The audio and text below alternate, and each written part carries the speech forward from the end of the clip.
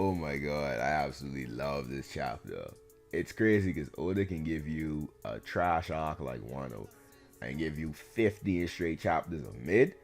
But boy, oh boy, he'll hit you with a 10 out of 10 every once in a while, like this last chapter here. First of all, my condolences to the Sanji fanboys out there. I see y'all on the TL with absurd amounts of salt and copium. It's okay. You know that he was kicked out of the monster trio. Listen, it's gotta be okay. Alright? I see a lot of crying, a lot of cope. Look, this is how it's supposed to be.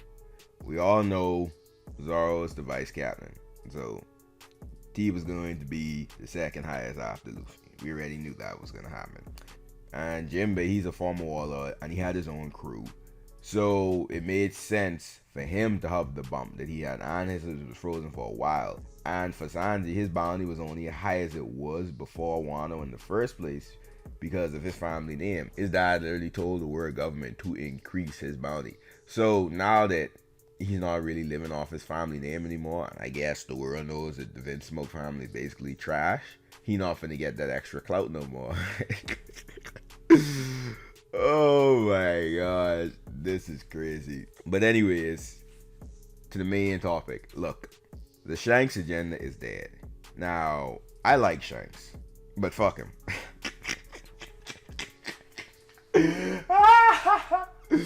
Oh, like for real. It's crazy how y'all all these clowns with their Shanks agendas going crazy for years. Like, it was never even supposed to be a debate in the first place.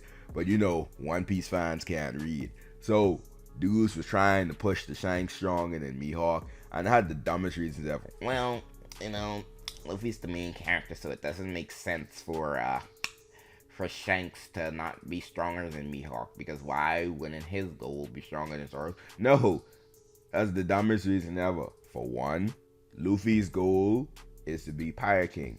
His goal is not to be the strongest person in the series. Luffy's end goal isn't to surpass Shanks. His end goal is to surpass Gold Roger. So that argument that the Shanks taught to use makes absolutely no sense. Then they used to say stupid stuff like, oh well, Zoro's a vice captain, therefore MIHAWK can only be commander level at best. What? Really?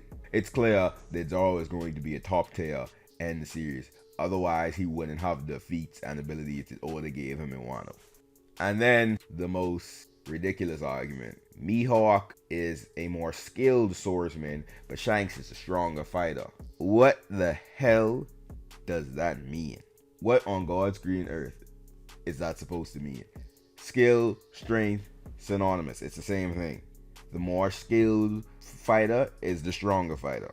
It's literally that simple. Like, what makes MIHAWK a skilled fighter and makes Shanks not a skilled fighter?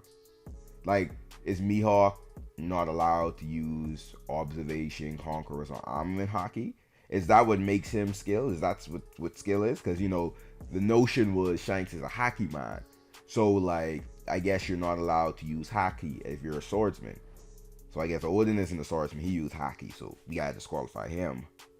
Gotta disqualify all of the scabbards. We gotta disqualify Zoro because he used advanced conquerors hockey. So that's not swordsmanship. You know. Whoa, can't forget Azura. Like that demonic attack he used against Kaido. Definitely that's not swordsmanship. That's like demonic aura. Like no. That's not skill. So we gotta disqualify Zoro. Like, you see how stupid that sounds? Because by their logic, Zoro is not a swordsman because, you know, he used advanced conquerors, so I guess he's disqualified. He used Azura, you know, with all that demonic aura, so that's not swordsmanship. That's not skill, quote unquote. So I guess we gotta disqualify everyone. It's so ironic when they say that, oh well, MIHAWK is a swordsman, but Shanks isn't a swordsman. Because if anyone in the series is a true swordsman, it would be Shanks. Because we've seen Zoro use other ways of attacking than using a sword. We've seen him use his hands. We've seen him use his legs. We've seen him use no sword style. We've seen him use a scythe. Even MIHAWK, we've seen MIHAWK use a pocket knife. And not only that, we've seen MIHAWK use his hand to attack. We've seen Zoro and MIHAWK, the two primary swordsmen in the series, use different ways of attacking.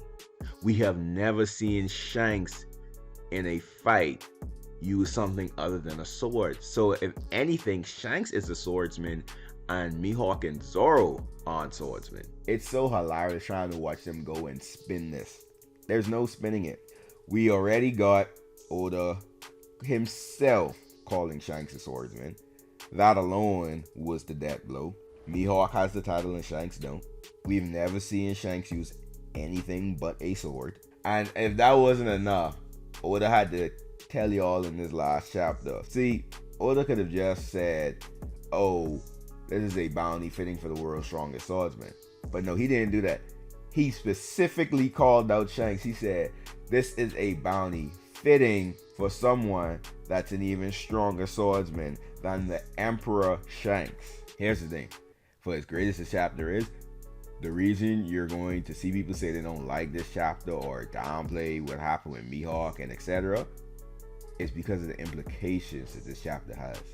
See, there's a lot of agendas intertwined here because Sanji fanboys also hate the Mihawk thing because Mihawk being confirmed for the millionth time stronger than Shanks, having a bounty higher than 3 current Yonko, that means that EOS Zoro is at minimum going to be Yonko level, which means that for Sanji fanboys to try to push the Zoro and Sanji equal agenda, they now have to make the argument that Sanji has the feats and betrayal to become Yonko level. Now, as for the whole cross skill stuff, at first I hated it. Like, I thought it was absolute trash because I thought it was taking the gag too far. I was like, okay, Buggy being a Yonko is way taking the gag way too far and it's diminishing the Yonko title. And I still feel that way to an extent because in a perfect world, Buggy would never be a Yonko for me. If anything, at least make Crocodile the Yonko, but Buggy being a Yonko has taken the gag too far. Like, the gag for me was funny with Buggy being a warlord, right? That's respectable, that's acceptable. That makes sense, right? Because warlords can vary in strength, right? And it makes sense given everything surrounding Buggy that he'd be a warlord. And that's not a position that Buggy having would ruin the story for me. But Yonko was supposed to be a sacred title, and just giving it to Buggy as a gag diminishes it and ruins it. And so I absolutely hated what Cross Guild did at first. But as we got more into it this chapter, while I can't say that I love it, I definitely appreciate it more because I really love the dynamic between Mihawk and Crocodile. And Crocodile is my favorite character, and Mihawk is in my top 10. So this was like the pairing that I never knew I needed because the raw energy and boss energy between these two god tier characters is unmatched. Like, I absolutely love this pairing. And obviously I know we're not going to get any more information or any more chapters dedicated to Cross Guild, but oh my gosh, I would just love if we could just stay here for just a little longer because I am absolutely loving it. It's a breath of fresh air. So yeah, 10 out of 10 chapter. Let me know what you guys think. Peace.